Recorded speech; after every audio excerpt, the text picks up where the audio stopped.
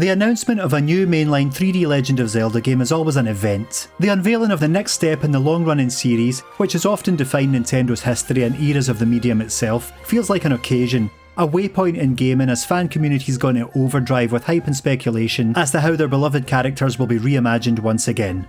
2017's Breath of the Wild raised the bar perhaps more than any other entry in terms of open world design and artistry within gaming. Given the critical and commercial acclaim it received, it made sense that Nintendo would want to get more out of such a celebrated title, leading to the development of a successor using the same engine, Tears of the Kingdom. A direct sequel to a previous Zelda isn't something that happens very often, so this was big news, so much so that it even made the BBC's National Bulletin. That being the case, however, it feels particularly hard to divorce the two, and while the sequel had been set up for success, by the same token, the weight of expectation around its neck might have dragged it down. Even though I got it on the day of release, it took me until nearly the end of 2023 to finally finish it. I wanted to wring out as much enjoyment as I could. That includes completing all the side quests and acquiring most of the collectibles. Not all the Koroks though, I'm not mad. In this video, I just want to finally gather my thoughts about the newest game and delve into my complex relationship with it, while also making the first Zelda specific video that this channel has ever seen, which is surprising given that I'm a big fan. Does Tears carve enough of an identity of its own? Could it ever have topped its forebear, or was it destined to live in its shadow? Can the developers ever be forgiven for still not allowing us to pet the stable dogs? Let's dive in. I'll be discussing elements and showing footage from throughout the entire game, so this is your customary spoiler warning. I will mention when I'm about to discuss the ending though, so you'll be able to skip just that section if you wish. The one thing that most people who played Breath of the Wild remember is its opening. There's an almost ineffably beautiful minimalism to this, as Link awakens from his 100-year slumber and runs from the dank Shrine of Resurrection into the blinding daylight of the Great Plateau and sees the endless landscape stretch out in front of him, before the game effectively leaves you alone to figure out this brave new world. I spent days just running around this area, so enthralled by this little microcosm of the map that I didn't even want to venture further into the wider Hyrule. Tears of the Kingdom involves more of a world building setup, featuring Link and Zelda investigating the caverns underneath Hyrule Castle. It therefore takes longer to get to the point, but since Link isn't an amnesiac this time around, it makes sense that they can allow for more introductory cutscenes. They encounter a skeletal Ganon, who reanimates and promptly ruins the party. Zelda falls into the darkness, and Link is rescued by a magic hand that had been holding the Demon Lord in place. Link's awakening this time takes place on the Great Sky Island, one of a number of floating locales that have appeared in the sky above Hyrule. Stepping outside the chamber, he free falls to the main island below as the title is shown against a backdrop of infinite sky, much like it was in Breath of the Wild. For now, this bit of the sky is the limit, and after a couple of hours spent excitedly exploring this new firmamental frontier, which I'll discuss more later, I was brought crashing back to Earth. Literally. That's because the majority of Tears of the Kingdom takes place in the same mainland's Hyrule as its predecessor, its concept having stemmed from ideas for DLC for Breath of the Wild that became too ambitious to add to the original. This filled some fans with trepidation before release, questioning if the game would be able to stand on its own merit if it was going to reuse an entire overworld, which Link falls to from the Great Sky Island to find a kingdom in disarray and wondering where their princess has gone. I've often said I'd give anything to play Breath of the Wild for the first time again. Tears of the Kingdom kinda took that literally. Things have changed in the time between the two titles though.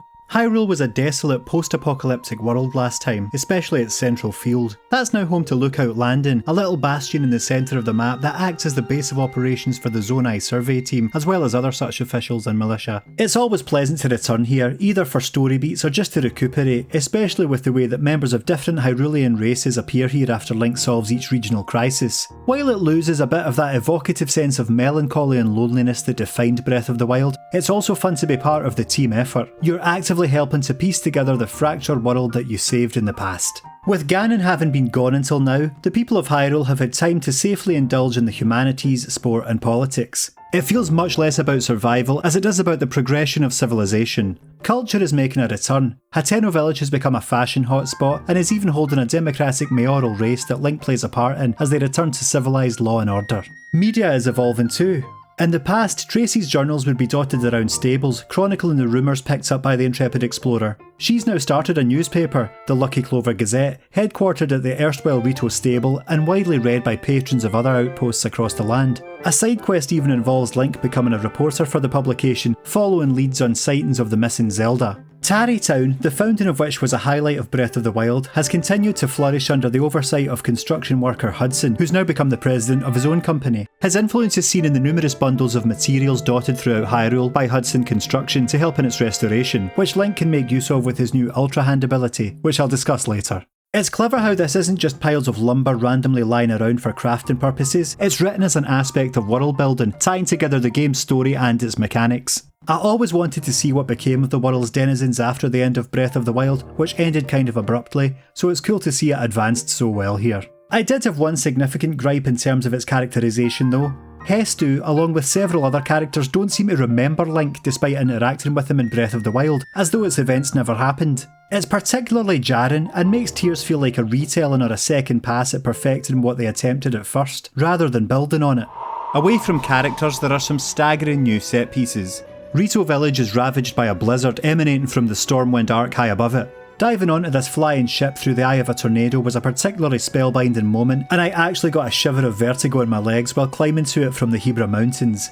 Then there was the ancient temple that rose from under the desert sands that I had traversed so much in the past, and which served as perhaps the most traditional Zelda-style dungeon, something which had been otherwise eschewed in this sub-series. Light puzzles aren't anything new, but the more liberated interaction with the world refreshes the idea. It was really satisfying to use recall to put the moving cylinders in sync to allow a beam of light to pass through unobstructed. The numerous caves themselves are a great addition which were sorely lacking in Breath of the Wild. They can be quite repetitive, a problem with many of the game's features, but they also make for some really interesting sub-dungeons, like a fiery minecart ride above lava and an ancient prison buried by the Gerudo Sands. The bubble frogs that hide within them add yet another overwhelming collectible that I began to find tedious, but we'll get onto that kind of thing soon. These subterranean secrets are nothing compared to the actual depths though, a hellish underground area that now spans the length of Hyrule and in which lurk ethereal, twisted versions of the overworld's flora, fauna and landmarks. Descend into this nightmarish abyss is morbidly enrapturing, but I kind of grew to hate the depths by the end. They're stressful to navigate on foot, but there's little point in building a vehicle because you'll likely crash before long if you can't see where you're going, and the uneven terrain makes anything other than a flying machine practically pointless.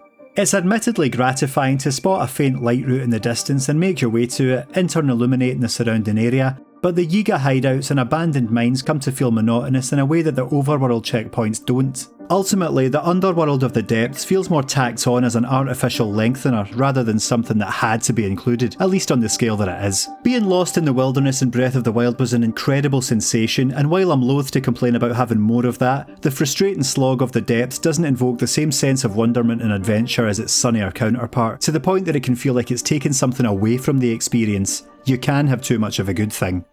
Let's return to the other new region, the Sky. The tutorial area on which you start the game, the Great Sky Island, serves the same purpose as the Great Plateau, introducing you to this world and its mechanics, old and new, before setting you free into the wide blue yonder. I wanted to fall in love with the Great Sky Island in the same way I did the Great Plateau. I wanted to rekindle that excitement and wonder, even though I had the sense I was doing this more intentionally than organically. That's how curiosity got the better of me, and instead of following the instruction to head to the Temple of Time, I instead cooked up some spicy peppers I found and set off up an icy mountain, from which I ended up doing a tour of the entire island, placing markers on mysterious landmarks with which I couldn't seem to interact. After I finally continued with the campaign by going to the temple, I was sent back to all of these places anyway as part of the tutorial. It was sort of my own fault, but Breath of the Wild had conditioned me that I could explore at my own pace, a mindset that I carried into the sequel, and arguably ended up wasting a lot of time. Still, the fact that the game let me do it with few roadblocks is testament to how it continues the theme of free exploration, and I had fun doing it, so I guess it wasn't really a waste of time. The Sky has the opposite problem of the depths though. There's not enough of it. Activating sky view towers on the surface allows Link to periodically return to different sections of the sky through the course of his adventure. Unfortunately, I soon realised that it never really develops past a series of floating obstacle courses. I had been hoping it would be an expansive area with multiple disconnected versions of the sizeable Great Sky Island, but it's often no more than a few platforms dotted with repetitive puzzles and recurring boss fights. The game's designers said that the sky felt too messy, but I found the complete opposite to be true. I'd actually argue that this was misrepresented in pre-release trailers, given how barren most of it actually is. I can't deny that I did really enjoy the time I spent in the sky though. Plan and methods of airborne traversal was an exciting, thought-provoking challenge, often requiring a combination of the paraglider and Zonai materials. Hundreds of hours in, I was still scaling new heights, experiencing a change in gravitational physics that made Link jump in slow motion, and encountering monsters like the fabled King Gleeok, a legendary beast that Kilson had tasked me with photographing. There's also an interplay of the 3 different levels, such as finding old maps in the sky that pinpoint treasure chests in the depths, and the labyrinths that see you make your way through a maze in Hyrule that unlocks another Colosseum in the sky, which then sees you skydive from heaven all the way to hell, culminating in a boss fight in the depths. It's a neat way of building on locations that were previously explored in Breath of the Wild, while interlocking several of the new features into a side quest. However, even these are dragged out into recurring checklists and just end up feeling routine, which might be the harshest criticism you can ascribe to a game that's based around discovery. There was another instance of my wanderlust being my downfall in a sense. While infiltrating an island concealed by a thundercloud, which I managed despite some difficulty, I inadvertently triggered a late game quest involving finding the hidden 5th sage. At the time, it did kind of feel like I had unlocked something quite significant that I perhaps wasn't meant to be seeing yet, but I didn't truly appreciate the gravitas of what I was doing. Come the antebellum of the story, the other characters were shocked that I had already completed this objective without prompt, making things feel a tad anticlimactic. That's the problem with giving players this much control. As much as I celebrate this kind of openness for the most part, I can't help but be torn between that exploratory ideal and the idea that making Dragonhead Island completely inaccessible until the appropriate time would have been more effective in heightening the drama of the climax. Same goes for the memories, explanatory cutscenes that are unlocked by investigating large glowing geoglyphs that have appeared across the land. These reveal what happened to Zelda after she fell into the void at the start of the game. She was transported back through time to the early days of the Kingdom of Hyrule, where she has to work out how to get back to her own age while also helping Link in the present, a continuation of the series' long-running fixation on time. The fact that you can view these completely out of order, depending on which geoglyphs you happen to stumble across, means that they're rendered quite ineffective as a means of storytelling, in some instances even acting as spoilers. It was fine in Breath of the Wild, as early on we're given an overview of what happened in the century preceding Link leaving the Shrine of Resurrection, so its unlockable memories serve more as flavour than anything else. It's a great concept, but I'd argue that showing the Dragon Tier memories in a set order would be more organically rewarding when it comes to piecing together what happened to the Lost Princess and how the events of the game came to be.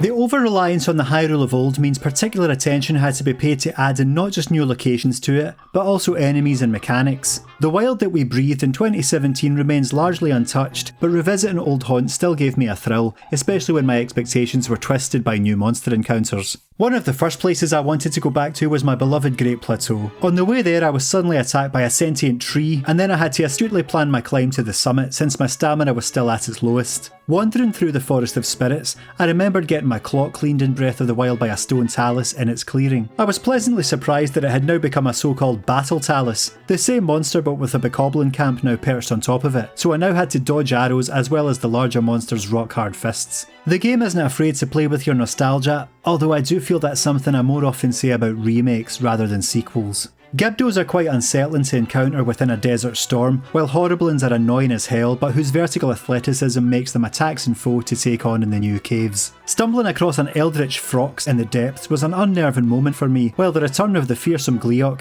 which the average player probably can't even think about approaching until much later in the game, helped make the old Hyrule feel new again, one intimidatingly blocking the Bridge of Hylia. The Flux constructs are a brilliant addition, robotic blocky humanoids that test both your combat prowess and mastery of Link's new abilities, requiring you to pull them apart with Ultra Hand and use recall on the pieces they drop in order for you to ride them upwards and take the battle to the air. Those were nothing compared to the horrific gloom spawns that made my jaw hit the floor when they lunged at me from nowhere in an otherwise unassuming cave, never mind the Phantom Ganon apparition that appeared when I thought I had successfully slayed the Abomination of Arms. I was once the big man of this kingdom, but it was soon made clear that I was to expect the unexpected.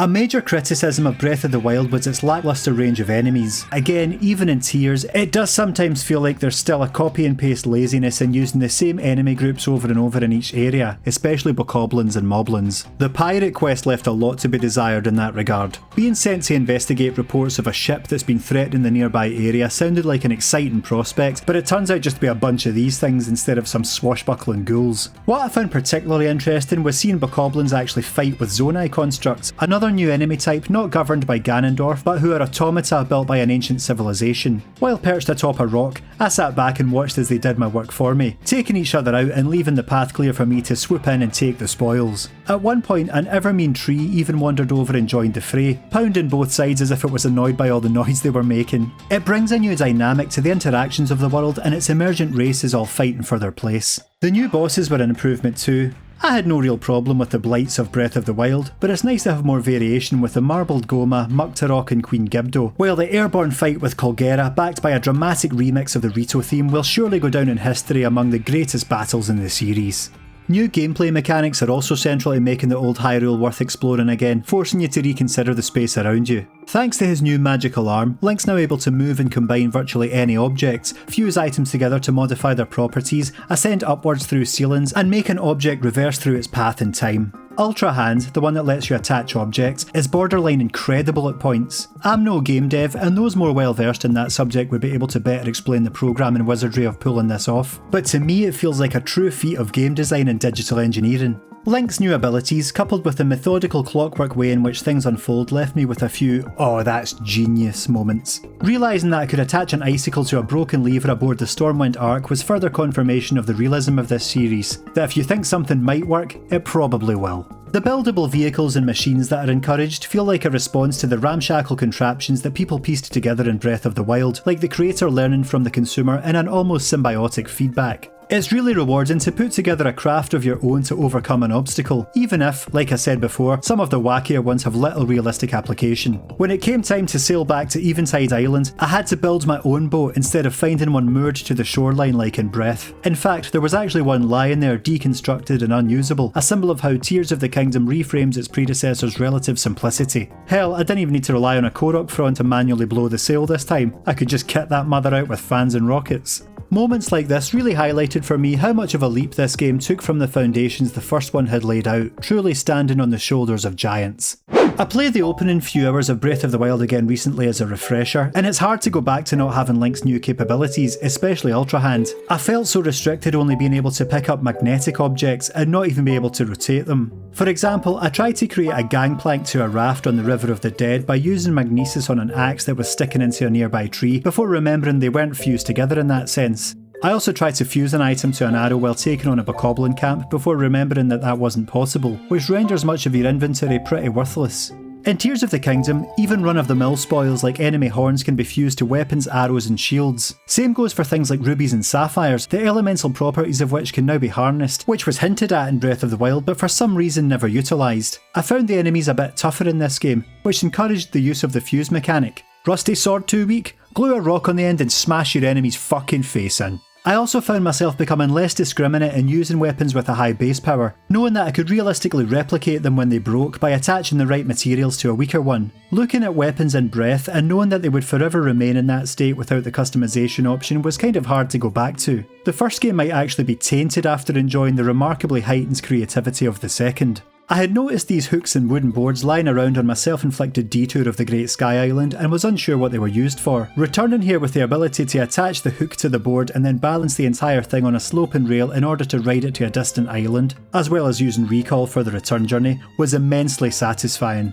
I could say the same for chopping down some trees and gluing the trunks together into a long bridge, which I used to plug a gap between islands. The same thing had happened in Breath of the Wild's Great Plateau, when chopping down a tree made it fall in a way that it became a walkway between two cliffs. In both games though, getting the paraglider instantly renders this redundant. At least they removed the free upwards air current of Revali's Gale though, which would have destroyed this game, a major challenge of which is vertical movement.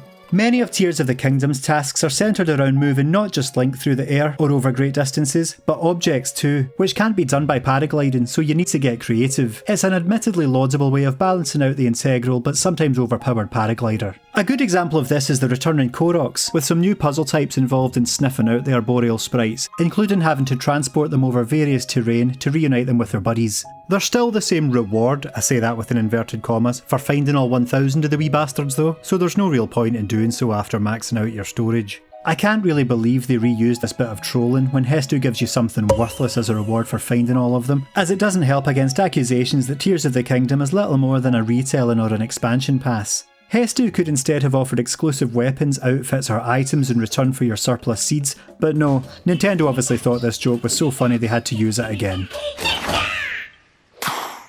Addison's signposts quickly wore out their welcome too. In each instance, he can't get the Hudson construction sign to stay up of its own volition, so it's up to Link to create a structure using nearby materials to hold it in place. The problem is that most of them can be solved just by haphazardly leaning a wooden board in front of them, with what felt like a minority of them requiring any actual consideration of physics. By the end, I felt myself doing them out of neurotic compulsiveness rather than enjoyment.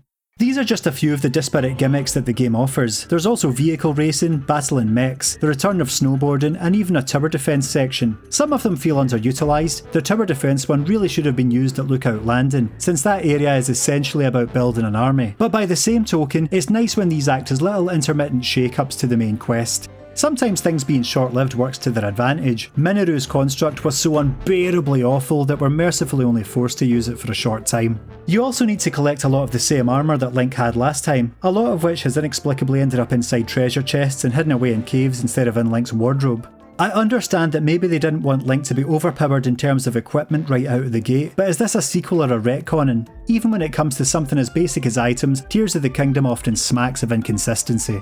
Let's take a second to talk about the visuals and performance. I'm one of the weirdos who played Breath of the Wild on the Wii U, but I actually feel the Switch game runs poorly in comparison. For the most part it's fine, but there's egregious pop-in with vegetation sometimes appearing before you like in Pokemon Legends Arceus, and I actually recoiled at the frame rate of a billowing flag at one point, although in fairness this didn't happen consistently. Rocky surfaces often look JPEG quality up close when climbing, the monster raid missions run at a snail's pace, and the game just straight up stalled when firing an arrow at a dragon in a chasm entry on more than one occasion, to the point I had been about to restart the console when it eventually fixed itself. While this is nothing that greatly took away from my overall enjoyment, you can feel the game pushing up against the limits of what the aging Switch can do. It's commendable in a way, but a persistent, sad reality for Nintendo's offerings at the moment. The Thousand Year Door remake has come under fire for similar reasons, the frame rate being halved to 30 FPS despite its 20-year-old original being a smooth 60. That's not to say that Tears of the Kingdom doesn't have the same breathtaking vistas as its predecessor though. I don't feel I really have to go into it, but the delicate dynamic lighting can still make something as simple as running through a grassy field or diving into the pristine ocean waters a sublime delight. I'm going to talk about the endings to both titles now, so skip to the time on screen to avoid spoilers. The ending of Breath of the Wild, while effective enough, kind of came and went too quickly for my liking. Landing the final blow on Dark Beast Ganon was a magnificent moment, firing a light arrow into his eye in a cinematic climax. The battle before that though was disappointing. I'm not even sure if it was possible for his attacks to land, and in a game that prominently involved climbing, as inspired by Shadow of the Colossus, it was unbelievable that you didn't have to scale the gargantuan beast to slay it. Tears of the Kingdom makes an effort at addressing this. After besting Ganondorf in hand-to-hand combat, in which he surprisingly used the backwards parry against me, the Demon King swallows his secret stone and becomes a colossal dragon, the same fate that befell Zelda in her effort to return the Master Sword through time to Link. The hero then rides the draconified princess during the final showdown, which fittingly takes place in the sky. As jaw-dropping as this sequence was, it suffered the same problem as Breath of the Wild in that I didn't really feel I was engaged in combat. Avoiding the demon dragon's projectiles and skydiving onto its back was easy, then it became a case of just whacking a target. It would have been better if you had to take out enemies or conquer hazards while aboard it, but still, the sheer scope of the battle was so much of a thrill that this is a minor gripe. I didn't quite buy the ending though, in which Rauru and Sonia revert Zelda from a dragon back to her human self. It's explicitly stated that to undergo draconification is to lose oneself permanently, but the ghosts of the Zonai King and Queen are inexplicably able to break their own canonical rule to bring her back. As cool as the ending was, where Link catches Zelda mid-fall after failing to at the start, I think I would have been more affected if Zelda were to die, maybe sacrificing herself to land the final blow on the enemy. She's arguably portrayed as the hero here, and has already willingly sacrificed her human life to become a dragon in an attempt to save her kingdom. Therefore, to see her perish or be forever bound in her draconic form to watch over Hyrule from above would have cemented this as one of the most memorable Nintendo endings ever. Instead, they opt for a Deus Ex Machina approach that feels like it hurriedly rewrote the rulebook for the sake of a happy ending.